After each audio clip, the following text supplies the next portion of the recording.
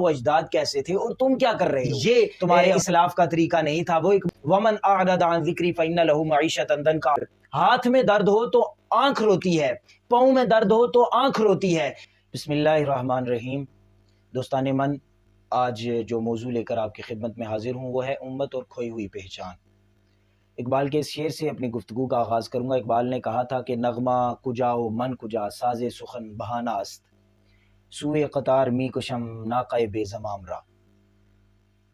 امت اور امتی یہ صرف ایک نام نہیں، ایک نظریہ، ایک پہچان ہے، ایک لڑی ہے، اور اس لڑی میں پروئے ہوئے نفوس کی تسبیح کی داستان ہے جو عہد رفتہ سے شروع ہوتی ہے اور تا قیامت چلے گی، جس کی بنیاد نور ہے، روشنی ہے، جس کا ورد نور بکھیرتا ہے اور بکھیرتا رہے گا۔ اگر آج امت کی ترجیحات میں پچھلوں کی نسبت فرق آ گیا ہے تو پھر غور کرنے کی ضرورت ہے کہ ہم کہیں اس لڑی سے، اس تسبیح سے ٹوٹ کر الگ تو نہیں ہو گئے، کہیں ایسا تو نہیں ہم اسلاف کے جو طور تھے، طریقے تھے، انہیں چھوڑ کر اسلام کی روح کے مطابق مسلمان نہ رہے اور اس خوش فہمی میں مبتلا ہیں کہ ہم تو امتی ہیں، مسلمان ہیں۔ چلیے نظروں کے آگے سے آج یہ پردہ ہٹاتے ہیں اور اپنی ذات، اپنی مفادات، اپنی انا غرض، ہر ایک چیز کو جو ہے پس پش ڈالتے ہوئے تھوڑی دیر کے لیے دیکھتے ہیں ہم کیا ہیں، کیسا ہونا چاہیے اور ہم کیسے ہیں۔ یہ تمام باتیں لے کر انشاءاللہ اس پر گفتگو کریں گے۔ پہلی جو اصول کی بات کرنا چاہوں گا وہ یہ ہے کہ وقت گزرتا ہے، وسائل بدلتے ہیں، مگر اصول و ضروریات نہیں بدلتی، یہ اصول کی بات ہے۔ اسی طرح امتی بھی بھلے جتنی تبدیلیوں سے گزریں، ترجیحات اور مقاصد میں فرق نہیں آتا اور آنا بھی نہیں چاہیے۔ اور یہی بات جو ہے آپ کو اقبال کے اشعار میں جگہ جگہ نظر آئے گی، جو اقبال نے امت کو اسلاف سے جوڑنے کی کوشش کی اور بار بار یہ کہا اور بار بار یکجائیت کا سلسلہ جاری رکھتے ہوئے اقبال نے امت کو یہی سبق دیا۔ اور کیا اقبال نے کہا کہ تھے تو آبا وہ تمہارے ہی، مگر تم کیا ہو، ہاتھ پہ ہاتھ دھرے منتظر فردا ہو۔ یعنی اقبال یہ صدا دے رہا ہے، یہ آواز بلند کر رہا ہے کہ تمہارے آبا و اجداد کیسے تھے اور تم کیا کر رہے ہو، تمہارے آبا و اجداد نے کیا انداز اپنایا اور تم کیا کر رہے ہو، تمہارے آبا و اجداد نے کس طریقے سے اسلام کو پھیلایا، اسلام سے کس انداز میں ان کی محبت تھی، آپس میں کیسا بھائی چارہ تھا۔ وہ کہیں پر مسلمان تڑپتا تھا تو سب سے پہلے مسلمان جہاں پر بھی ہوں،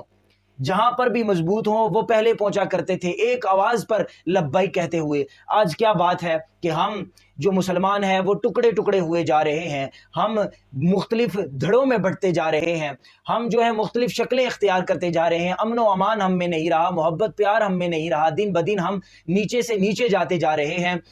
آپ نے یہ بات نوٹ کی ہوگی کہ اگر ہاتھ میں درد ہو تو آنکھ روتی ہے، پاؤں میں درد ہو تو آنکھ روتی ہے، تو یہ ہمیں درس اسلاف نے دیا کہ آپ وہ آنکھ بنو، آپ وہ آنکھ بنو کہ اگر آپ کا بھائی کہیں بھی تڑپے تو سب سے پہلے وہ درد آپ کو محسوس ہونا چاہیے، اس درد کے مداوے کے لیے آپ کو کھڑا ہونا چاہیے۔ لیکن یہاں ہم کیا دیکھتے ہیں کہ یہاں اگر ایک اسلامی ملک ہے اور وہ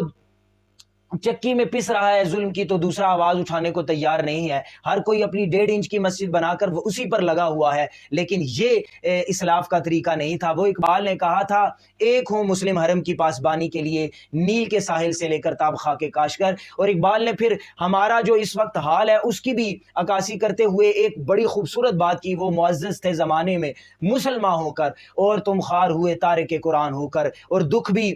کہیں یہ ہے۔ اور اقبال نے جو اپنے اشعار میں بیان کر دیا، اقبال نے کیا کہا، حیدری فقر ہے نہ دولت عثمانی ہے، تم کو اسلاف سے کیا نسبت روحانی ہے۔ اور کہیں اپنے آپ کو موجودہ دور کی امتی کی حالت دیکھتے ہوئے، اس فراق کو محسوس کرتے ہوئے ہم ویسے کیوں نہ رہے، یہ بھی کہتے نظر آتے ہیں کہ میری تلاش تو بس اس قافلے کے لیے ہے جس سے ہم بہت دور ہو گئے اور اسے کھو دیا۔ سامعین کرام، اب ہمیں سمجھنا ہی ہوگا کہ ہم دن بدن نیچے کیوں جاتے جا رہے ہیں۔ امت مسلمہ جو ایک پاور ہوا کرتی تھی، جس سے پورا کفر کانپا کرتا تھا، جہاں پر مسلمان کا نام لیا جاتا تھا وہاں پر کئی وقت تک ایک رعب طاری رہا کرتا تھا۔ لیکن آج کیا بات ہے کہ ہم نے یہ تمام اپنی طاقتیں کھو دی اور آج ہم جو ہے مظلوم بنے بیٹھے ہیں، ہم ظلم کا شکار ہوئے ہیں، ہم ظلم کی چکی میں پس رہے ہیں۔ سوال یہ پیدا ہوتا ہے، اب سوال یہ پیدا ہوتا ہے کہ ہم سے وہ قافلہ، وہ عظیم لوگوں کا قافلہ کیوں اور کیسے کھو گیا۔ دوستان من، اس کی ایک وجہ تو وہ دینی طبقہ اور علماء کرام ہیں جو آج اپنے کردار کو صحیح ثابت کرنے کے لیے اس عظیم اسلاف کے کردار کو بھی مشکوک بناتے جا رہے ہیں۔ ان عظیم ہستیوں کی اخلاقیات، ان کی خودداری، ان کے اوصاف کا جو نقشہ ہمارے عوام الناس کے ذہنوں میں ہے، اسے یہ اپنے کردار کو صحیح کرنے کے لیے سبوتاژ کر رہے ہیں۔ یہ بھی ایک بہت بڑا سبب ہے اس قافلے سے ٹوٹنے کا، اس سے اپنا تعلق کمزور کر دینے کا، یہ بہت بڑی وجہ ہے۔ جو سچے ہیں وہ اسلاف سے جوڑنے کی کوشش کر رہے ہیں، وہ اسلاف کے ساتھ اپنا تعلق مضبوط کرنے کی بات کرتے ہیں۔ اقبال نے کہا تھا، خود تو بدلتے نہیں قرآن بدل دیتے ہیں۔ اس اصول کے تحت اپنے کرداروں کو ٹھیک کرنے کے بجائے اسلاف کے کرداروں کو اپنے جیسا ثابت کرنا، یہ کہاں کی دانش بندی ہے، کہاں کی اسلام پرستی ہے، بلکہ یہ تو غداری ہے دین سے، اسلام سے، امت سے اور اسلاف سے۔ اسی طرح دین ہم تک ایک ربط، ایک تسلسل سے پہنچا، کیفیات اور تعلیمات دونوں شعبوں میں یہ تسلسل نظر آتا ہے۔ دشمن کا اس تسلسل پر ہمارا یقین متزلزل کرنا وہ چال تھی جس کے ذریعے ہم نے اسلاف سے خود کو دور کر لیا، لیکن دشمن نے کس قدر کیا، حالانکہ ہم نے خود کو بھی اسلاف سے بہت درجہ دور کر دیا۔ کیا یہ المیہ ہے؟ کیا یہ المیہ نہیں ہے؟ قابل تدبر و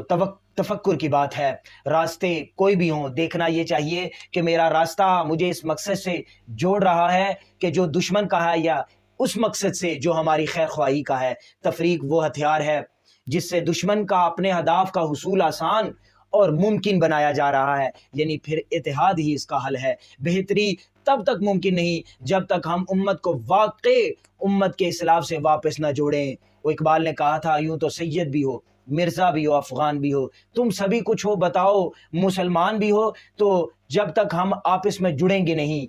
اپنے آپ کو اسلاف کے ساتھ جوڑیں گے نہیں، پھر ان اوصاف کا حامل خود کو نہیں بنائیں گے، صحیح اور غلط میں فرق نہیں کر پائیں گے، تو صحیح راستے کا انتخاب کیسے کر پائیں گے؟ تو ایک تو علماء حق بیان کریں اور اسلاف کو ایسے پیش کریں جیسے کہ وہ تھے، اور جس طرح ان کی زندگیاں گزری، کیسے جیے، کیا کیا کارہائے نمایاں سر انجام دیے، یہ تمام امت کو بتانے کا وقت ہے۔ انہیں یہ بتانا چاہیے کہ ہمارے اسلاف کا جگر کس قدر بڑا ہوا کرتا تھا، وہ کس طرح جنگوں میں لڑا کرتے تھے۔ اگر معیشت کی بات ہو تو یہ بتانا چاہیے کہ انہوں نے معیشت کس انداز میں چلائی، اگر امن کی بات ہو تو یہ بتانا چاہیے کہ انہوں نے امن کس انداز میں قائم کیا۔ سامعین کرام، یہ تمام باتیں نہایت ہی غور طلب ہیں۔ پھر اگر ہم اگلی بات کی طرف بڑھیں اور دوسری وجہ تلاش کریں تو وہ ہمیں روحانیت سے متعلق ملتی ہے، جس کے لیے اقبال نے بھی کہا تھا کہ روح محمدی اس کے بدن سے نکال دو، روح نکال دی جائے تو محض جسم ایک میت ہے،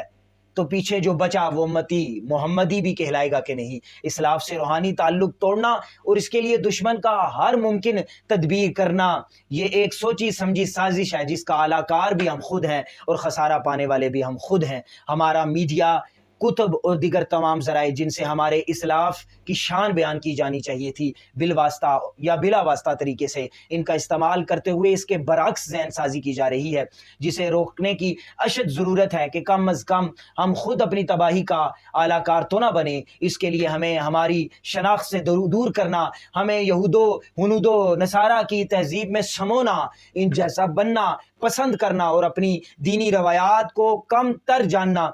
یہ ایک خطرناک ہتھیار ہے جو قوموں کی نظریاتی طور پر تباہ کر سکنے کی طاقت رکھتا ہے۔ اس کا حل بھی یہی ہے، اسلاف سے روحانی طور پر جڑا جائے اور کاؤنٹر کیا جائے ہر ایک ایسی تدبیر کو جو ہماری دینی روایات سے ہمارا دل کھٹا کر رہا ہے۔ پھر غور کیجئے، آپ کو ہنود و یہود و نصارہ اپنی نسلوں کو اپنے ڈراموں، فلموں اور دیگر ذرائع سے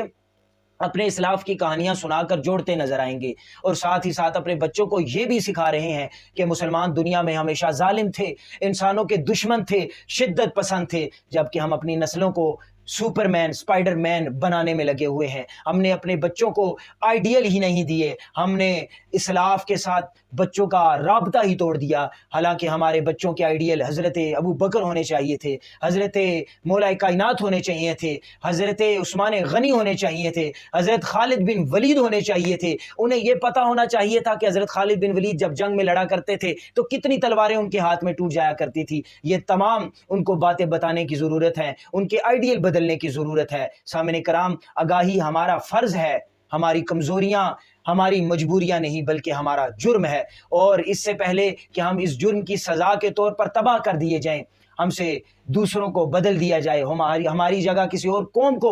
موقع دے دیا جائے، اس ذلت اور رسوائی سے ہمیں خود کو خود نکالنا اور بچانا ہوگا۔ اور یہی جو آج ہماری معیشت کا حال ہے، وہ اللہ تعالیٰ نے قرآن مجید میں فرما دیا، وَمَنْ أَعْرَضَ عَنْ ذِكْرِي فَإِنَّ لَهُ مَعِيشَةً ضَنْكًا، اگر اللہ تعالیٰ کے ذکر سے ہم غافل رہے تو یقیناً ہمارے ملک کی معیشت ہو، چاہے ہمارے ملک کا کوئی بھی نظام ہو، وہ کبھی درست نہیں ہو سکتا۔ یہ بات ہمیشہ یاد رکھیے کہ آج ہماری ذلت اور رسوائی اسلام سے تعلق توڑ دینے کے سبب ہے، اور ہماری کامیابی و سرخروئی بھی تب ہی ممکن ہوگی جب ہم اس لڑائی میں واپس خود کو پرو لیں گے۔ اقبال نے کہا تھا، افسوس صد افسوس کہ شاہین نہ بنا تو، دیکھے نہ تیری آنکھ نے فطرت کے اشارات،